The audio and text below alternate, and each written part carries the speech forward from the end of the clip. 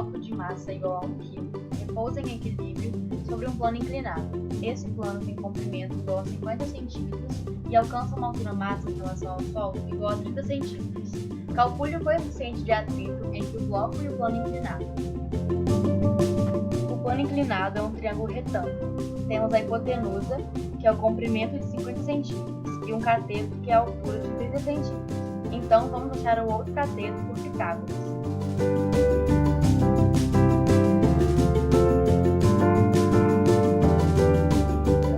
Então, o outro cateto vai ser igual a 40 centímetros.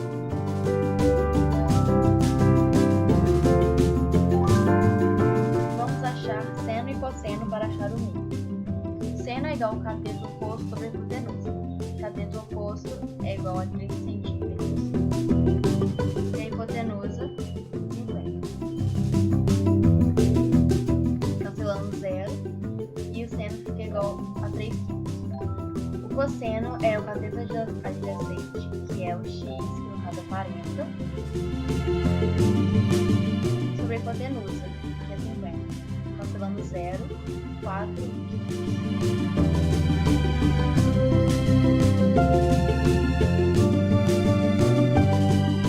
Como o bloco está em equilíbrio, vamos usar Px igual a fonte. Substituindo, fica P vezes seno, que é o Px, que é 10 vezes 3 quintas. A parte é mi vezes peso vezes cosseno. Então, o mi é o que queremos achar, o peso é 10 e o cosseno é 4 quintas. Simplificando,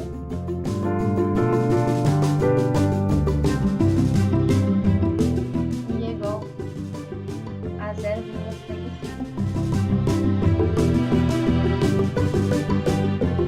Um bloco de madeira encontra-se em equilíbrio sobre um plano inclinado de 45 graus em relação ao solo. A intensidade da força que o bloco exerce perpendicularmente ao plano inclinado é igual a 2 newtons. Entre o bloco e o plano inclinado, a intensidade da força de atrito em newtons é igual a Px é igual a Fat. Vamos substituir o P vezes o seno de 45, que é igual a mi, que nós queremos achar, e a força normal é cosseno vezes o P. Corta os pesos, corta o seno e cosseno porque eles são iguais, mi vai ser igual a 1.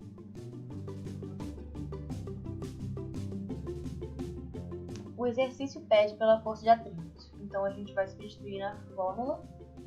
Força de atrito é igual a mi, que é 1, e força normal, que é 2. Então a força de atrito vai ser 2 newtons. A figura mostra uma superfície refletora de formato parabólico que tem sido utilizada como fogão solar.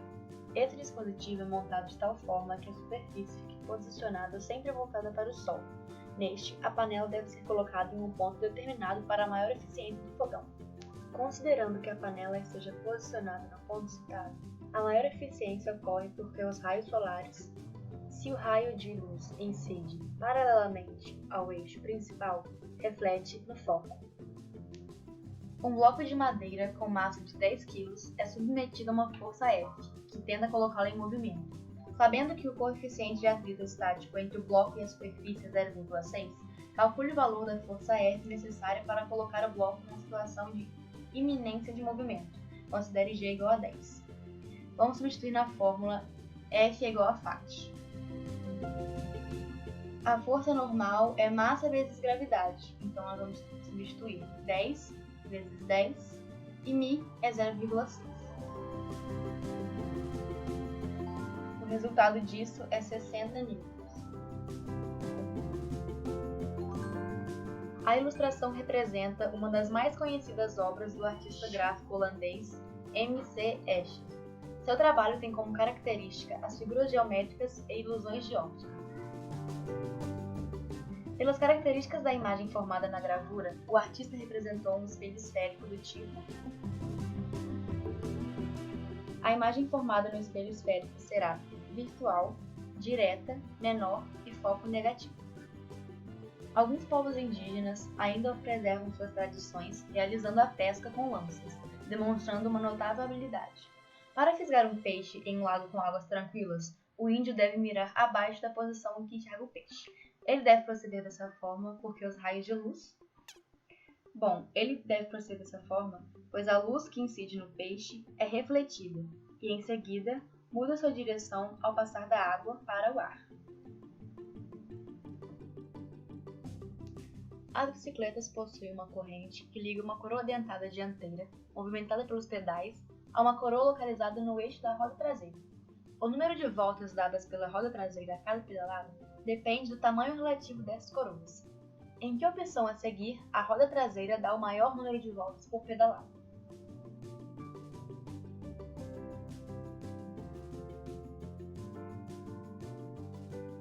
Como a velocidade linear é igual pelas duas catracas estarem ligadas pela mesma corrente, para que a roda traseira dê o maior número de voltas por pedalada, a roda dianteira precisa ser maior e a traseira o menor possível. Sendo assim, a resposta final será a letra A. Quando se dá uma pedalada na bicicleta a seguir, isto é, quando a coroa acionada pelos pedais dá uma volta completa, qual é a distância aproximada percorrida pela bicicleta, sabendo-se que o comprimento de uma circunferência de raio R é igual a 2πr, onde π é igual a 3. O número de voltas dadas pela roda traseira a cada pedalada depende do tamanho relativo dessas coroas. Uma volta nos pedais é igual a 3 voltas na catraca.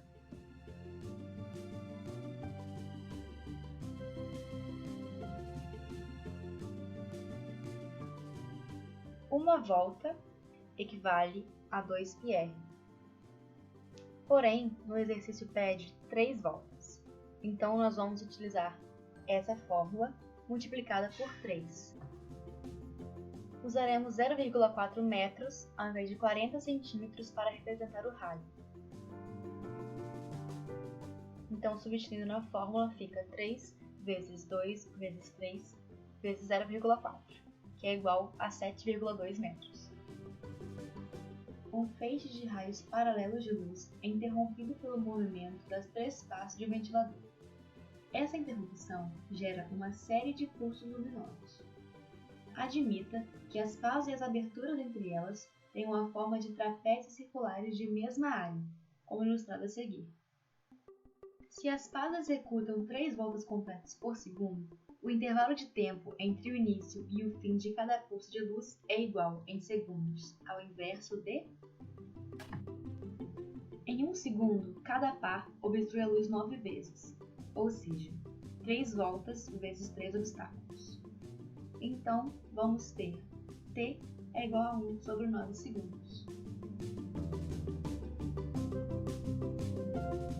Como a área que obstrui é igual à área que deixa a luz passar, metade deste tempo será o tempo de duração da obstrução. Assim, o tempo de duração do pulso será de 1 sobre 9 dividido por 2, que é igual a 1 sobre 18. Porém, ele pede invertido, e isso será 18 segundos. O Brasil pode se transformar no primeiro país das Américas a entrar no seleto grupo das nações que dispõe de trens-bala. O Ministério dos Transportes prevê o lançamento do edital de licitação internacional para a construção da ferrovia de alta velocidade em São Paulo. A viagem ligará os 403 km entre a Central do Brasil, no Rio, e a Estação da Luz, no centro da capital paulista, em 1 hora e 25 minutos.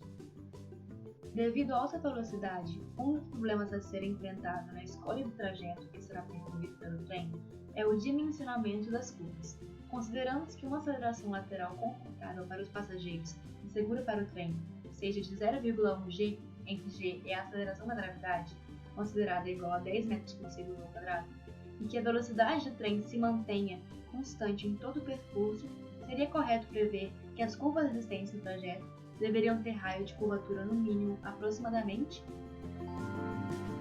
Precisamos achar a velocidade média, então nós vamos substituir na fórmula. ΔS é 4 vezes 10 elevado a 5 e ΔT é 5 vezes 10 ao cubo.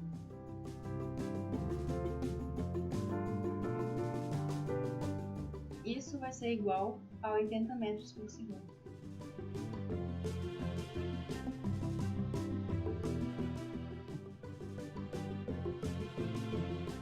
o exercício pede pelo raio de curvatura. Então, para isso, nós vamos colocar na forma da aceleração, que é a aceleração, que é igual a v ao quadrado sobre r. Porém, vamos reformular e trocar o r pela aceleração. R é igual a 80 ao quadrado sobre 0,1 vezes 10. E isso, o resultado final, será de 6.400 metros. Para serrar ossos e carnes congeladas, um açougueiro utiliza uma serra de fita que possui 3 polias e um motor. O equipamento pode ser montado de duas formas diferentes, P e Q. Por questão de segurança, é necessário que a serra possua menor velocidade linear. Por qual montagem o açougueiro deve optar e qual a justificativa dessa opção? A. Q, pois as polias 1 e 3 giram com velocidades lineares iguais em pontos periféricos e a que tiver maior raio terá menor frequência. B. Q, pois as polias 1 e 3 giram com frequências iguais e a que tiver maior raio terá menor velocidade linear em um ponto periférico. C. P, pois as polias 2 e 3 giram com frequências diferentes e a que tiver maior raio terá menor velocidade linear em um ponto periférico. D. P, pois as polias 1 e 2 giram com diferentes velocidades lineares em pontos periféricos e a que tiver menor raio terá maior frequência. E.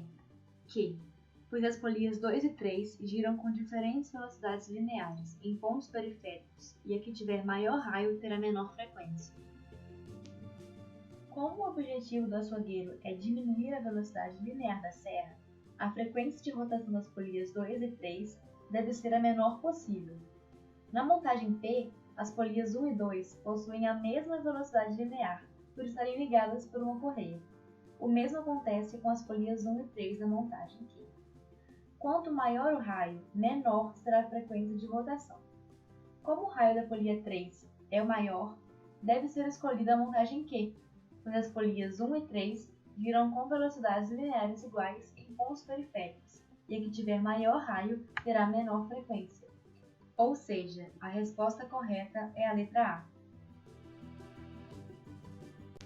Uma pessoa necessita da força de atrito em seus pés para se deslocar sobre uma superfície. Logo, uma pessoa que sobe uma rampa em linha reta será auxiliada pela força de atrito exercida pelo chão em seus pés.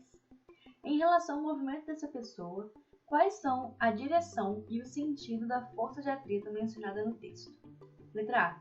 Perpendicular ao plano e no mesmo sentido do movimento. Letra B. Paralelo ao plano e no sentido contrário ao movimento. C. Paralelo ao plano e no mesmo sentido do movimento. D. Horizontal e no mesmo sentido do movimento. E. Vertical e sentido para cima. O movimento de uma pessoa é possível de ser realizado devido à reação da força feita pelos pés dessa pessoa na superfície. Ao aplicar uma força para trás com os pés, empurrando a superfície reage, realizando uma força para frente dos pés. Terceira lei de Newton. Ambas tangentes à trajetória, isto é, paralelas à superfície. Esta força de atrito exercida pelo chão em seus pés, portanto, é paralela e no mesmo sentido do movimento. A resposta certa seria a letra C, paralelo ao plano e no mesmo sentido do movimento.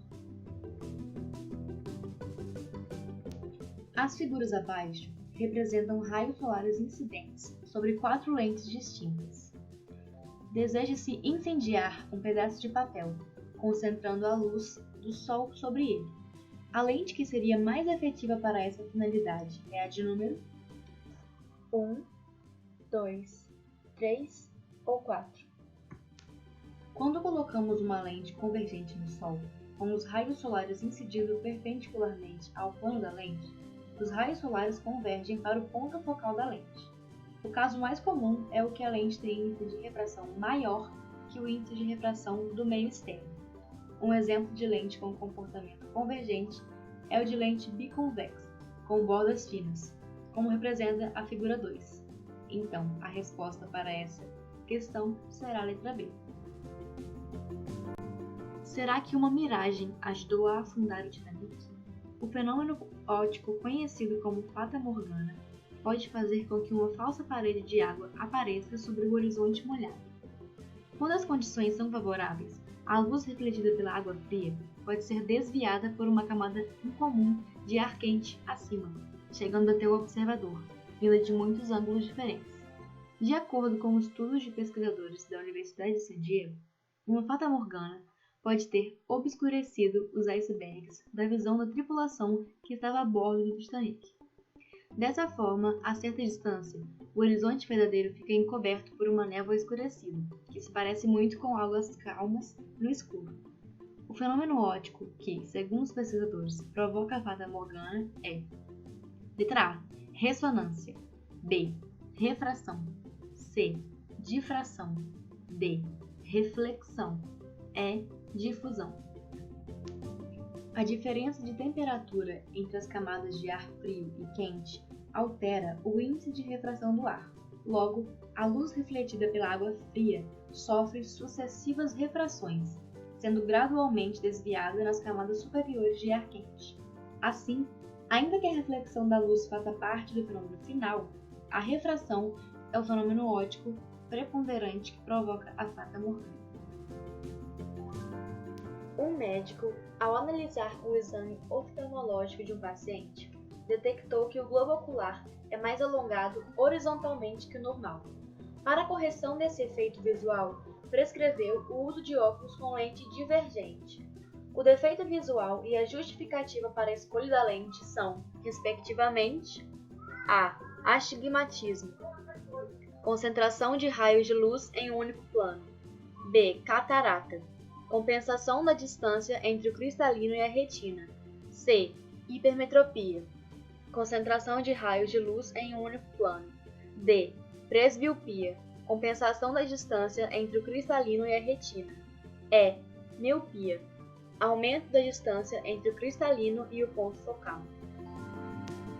As lentes divergentes são utilizadas para corrigir a visão de quem possui miopia. Isso porque esse distúrbio visual faz com que a imagem seja focalizada antes da retina.